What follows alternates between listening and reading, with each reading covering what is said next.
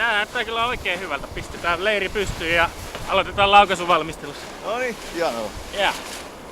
Eka pitää tampata tietenkin tää Totta kai. laukaisualue.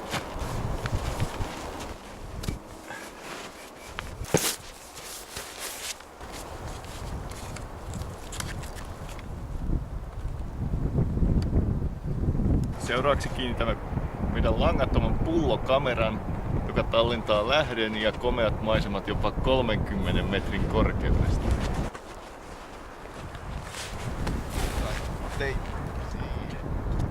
Se on siinä.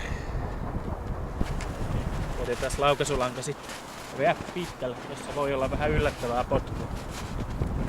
5, 4, 3, 2, 1, 0. Sehän lähti perään.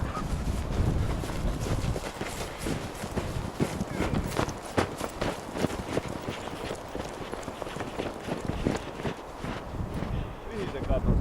Ei näy kyllä tästä. Hajosko se vai? Pitäisikö katsoa kamerasta? Katsotaan kamerasta. Taisi tulla aika jykevät soseet sinne pulloon laitettua. No todella. Tähän piti lentää 30 metriä. No näin, se oli se arvio. Nyt alkaa kuva pettää.